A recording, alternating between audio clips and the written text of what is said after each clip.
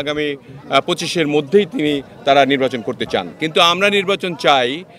যে যত দ্রুত সম্ভব, তো মানে সেটা জুনের মধ্যে হলে ভালো হয়। আমাদের জনগণ তো কঠোর থেকে কঠোরতম হবে, তার নিশ্চয়ই আপনারা ছাত্রদের কিছু বক্তব্য শুনেছেন। আমাদের যা সিনিয়র যুগ্ম মহাসচিব রুহুল কবির রিজভী বক্তব্য দিয়েছেন। আমরাও চাই যে আমাদের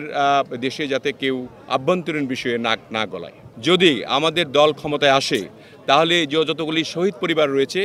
তাদেরকে এই সংগঠনের মাধ্যমে তাদের পুনর্বাসন করা হবে এবং তাদের ছেলে মেয়ে যদি কেউ থাকে তাদের চাকরি দেওয়ার মতো, এবং তাদের নামে যারা শহীদ হয়েছে তাদের নামে বিভিন্ন ধরনের প্রতিষ্ঠান, বিভিন্ন রাস্তাঘাট তাদের নামে নামকরণ করে তাদেরকে চিরস্মরণীয় করে রাখার জন্য আমরা ইউনূস সরকারকে বলতে চাই যে আপনার অন্তরে, আপনার ভিতরে, আপনার উপদেষ্টার মধ্যে যারা দূষণ রয়েছে তাদেরকে বের করুন, এবং আওয়ামী লীগের সঙ্গে যাদের আঘাত রয়েছে, ফ্যাসিস্টদের সঙ্গে আঘাত রয়েছে, তাদেরকে ধরে ধরে এখনই জেলে পড়ে দেন, যাতে করে আর কোনোদিন এই দেশে এই ফ্যাসিবাদের উৎপত্তি না হয় এবং ফ্যাসিবাদ যাতে মাথা ছাড়া দিয়ে না উঠতে পারে।